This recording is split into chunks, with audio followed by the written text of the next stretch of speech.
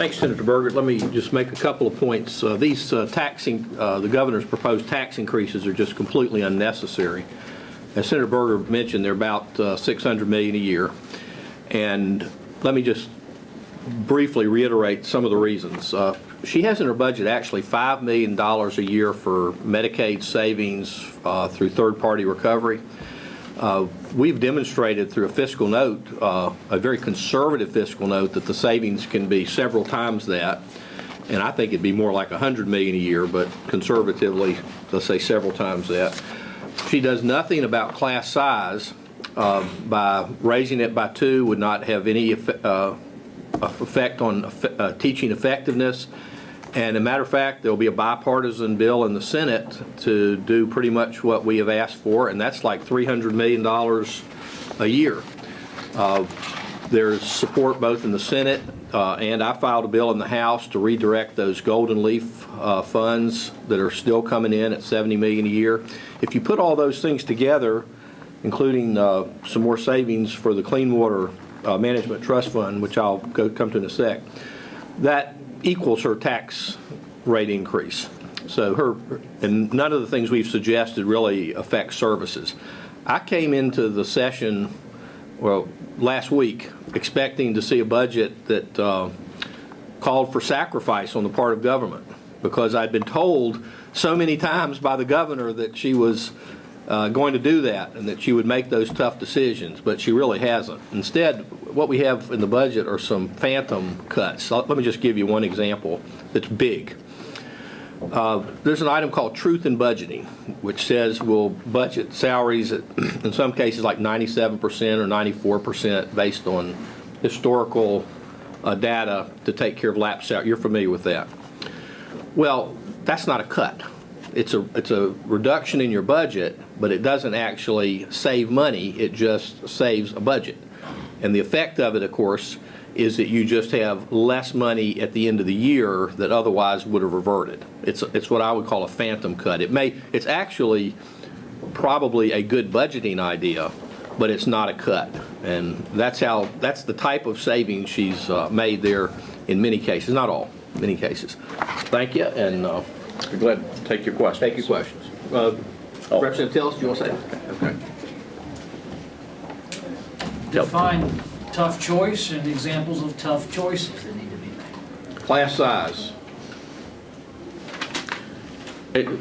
That's a tough choice in terms of the case has been made by the Democrats that we need to reduce class size to improve education. Well, the reality is reducing class size by 1 or 2 really doesn't hold up as an improvement in education. But for the Democrats, that would be a tough choice. That's something that needs to be done. Some other tough choices that are probably out there is we need to look at our non-essential positions and look at things like we're seeing in the private sector, where some folks are having to go to 4-day weeks.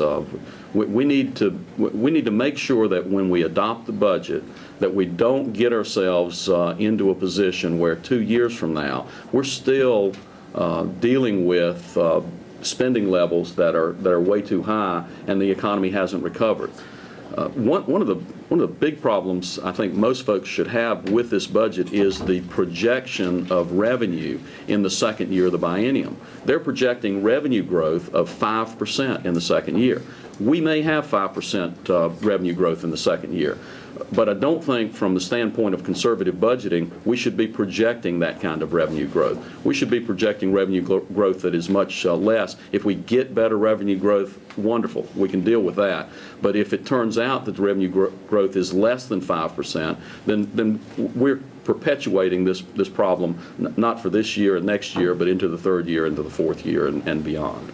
So if I could follow up on that, you said reducing class size by 1 or 2 doesn't improve education, but with the money they put in, they're talking, these are reductions, at least from the schools I've seen, we're talking 7, 8, or 9 students. Would you say that still doesn't make an improvement? No, if you go from, particularly in some of the lower grades, if you go from 25 students to 18 students, then I think there is improvement. But the money that's been set aside in the budget, as I understand it, only moves the class size numbers 1 or 2 students overall on average. Okay, so you're talking about just the money for this year, not the overall program of what they call it.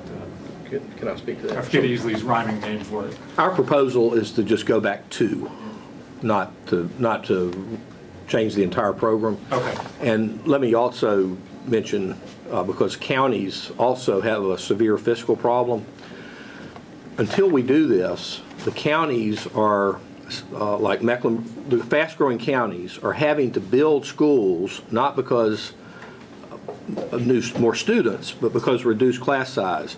Because if you have a particular room built for 23 people and you now have 21, you can't shrink the walls. So a huge number of new schools would be unnecessary if you would go up by about 2 students permanently. It doesn't help just to do it for 1 year because you're still having to build schools. But if you permanently come back up by about 2, it would save billions of dollars. And when I get that fiscal note, I'll share it with you. We've heard a lot from the Democrats, but not in the governor's budget, about closing corporate loopholes. So we're not getting a whole lot of specifics on that yet. What's your opinion of just that notion? Well, it sounds like a tax increase to me on somebody, and we just need to see the details of what they define as a loophole. But in general, the net effect of the so-called closing loopholes is that the government gets more money. If the government gets more money, that means somebody's paying more money, and so it sounds it's going to be a tax increase for someone. That may be the fair thing to do, may be the right thing to do, but we would need to see the specifics of that. Phil, if I may.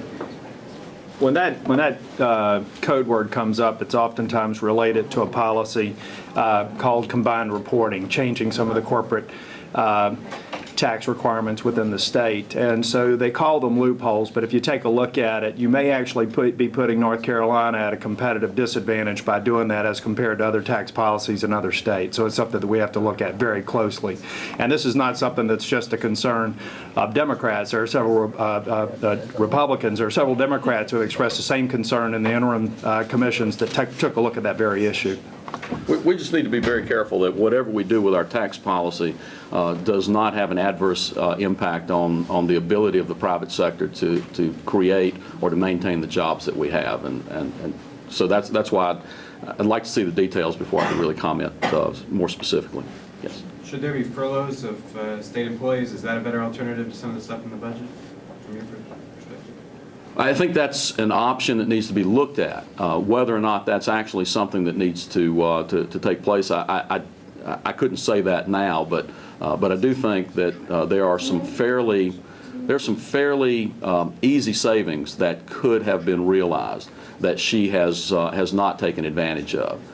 So that leads us to believe that there are a lot of other things before you get to furloughs or before you get to 4-day weeks.